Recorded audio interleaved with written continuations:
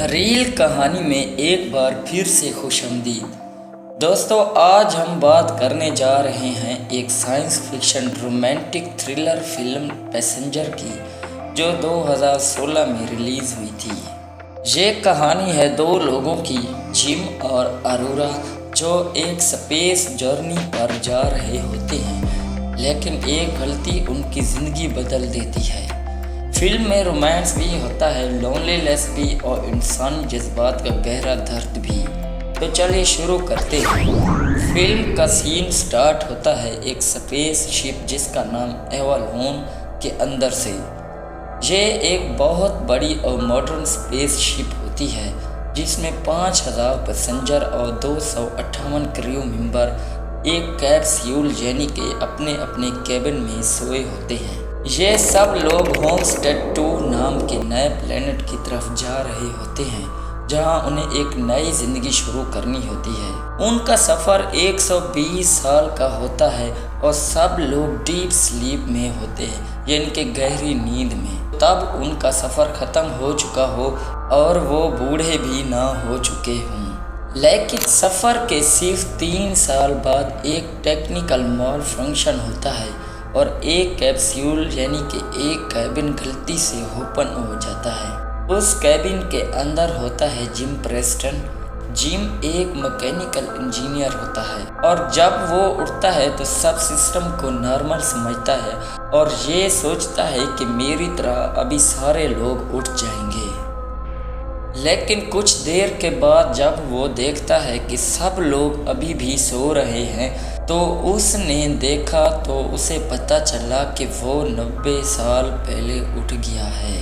अब सोचो, वो अकेला इंसान एक पूरी स्पेस शिप में, ना कोई साथी ना कोई आवाज़। जिम पहले कुछ दिन मज़े में टाइम गुजारता है, लग्जरियस फूड, जिम, बार, मूवी सब एंजॉय करता है। लेकिन धीरे धीरे उसे लोनलीनेस खाने लग जाती है। 1 साल तक वो अकेला रहता है और उसका दिमाग हिलने लगता है। शिप में एक एंड्रॉइड बारटेंडर आर्थर होता है, जो एक रोबोट होता है और इंसानी अंदाज में बातें करता है। जिम सिर्फ उसी से बातें करता है और अपनी तन्हाई उसके साथ शेयर करता है। आर्थर एक रोबोट होने के बावजूद उसे इमोशनल सपोर्ट भी देता है, लेकिन वो हेल्प नहीं कर सकता कि जिम दोबारा हाइबरनेशन में चला जाए। जिम रिपेयर रूम में बहुत कोशिश करता है कि अपना कैप्सूल यानी कि कैबिन दोबारा स्टार्ट करे, पर सिस्टम लॉक होता है। अब उसके पास कोई रास्ता नहीं बचा होता। एक दिन जिम को एक और कैप्सूल के अंदर एक खूबसूरत लड़की दिखाई देती है जिसका नाम अरोरा लेन होता है। वो एक राइटर होती है और उसकी प्रोफाइल वीडियो देखकर जिम उसे पसंद कर लेता है। महीने गुजरते हैं और जिम उसकी रिकॉर्डिंग, वीडियोस और पिक्स देखता है।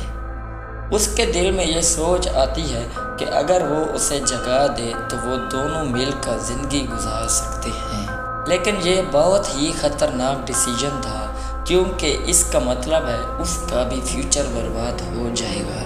आखिर वो अपनी तन्हाई से थक हार कर अरोरा का कैबिन मैनुअली खोल देता है और जब अरोरा उठती है तो उसे लगता है कि सिस्टम वाल फंक्शन हुआ है, जैसे जिम के साथ हुआ था। जिम ये बात छुपा लेता है कि उसने उसे खुद जगाया है।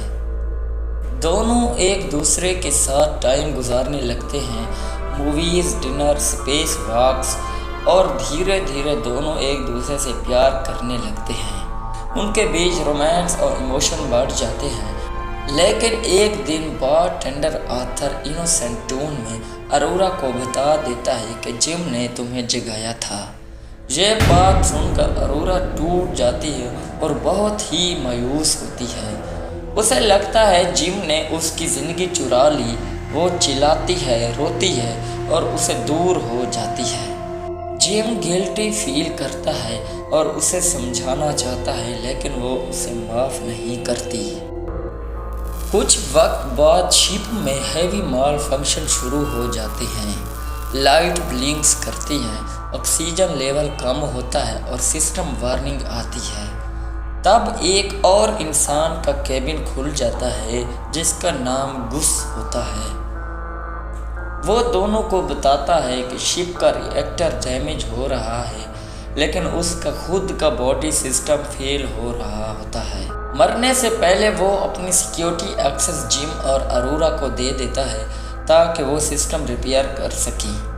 अब दोनों मिलकर शिप को बचाने की कोशिश करते हैं। वो रिएक्टर चैम्बर तक जाते हैं जहाँ हैवी रेडिएशन होती है।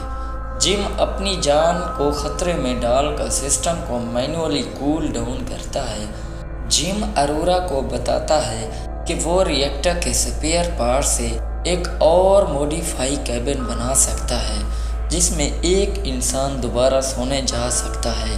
वो चाहता है कि अरोरा वापस हो जाए और प्लेनेट तक जिंदा रहे, लेकिन अरोरा उसके साथ रहना पसंद करती है। वो कहती है, मैं अकेली जिंदा रहने से बेहतर तुम्हारे साथ मरना पसंद करूंगी। दोस्तों, एंड पर हम देखते हैं फिल्म का एंड 88 साल बाद होता है जब क्रू फाइनली उठते हैं। वो देखते हैं कि स्पेसशिप के अंदर ग्रीनी प्लांट्स और बर्ड्स हैं। जिम और अरोरा ने अपनी छोटी सी दुनिया बना ली होती है। दोस्तों, यहीं पर फिल्म का एंड भी हो जाता है। अगर वीडियो पसंद आई हो तो लाइक और चैनल को सब्सक्राइब कीजिएगा और कमेंट सेक्शन में ज़रूर बताइएगा कि मैं नेक्स्ट कौन सी फिल्म की स्टोरी आप लोगों के लिए लेके आऊँ। तब तक के लिए अपना ख्याल रखिएगा। खुदा हाफिज़।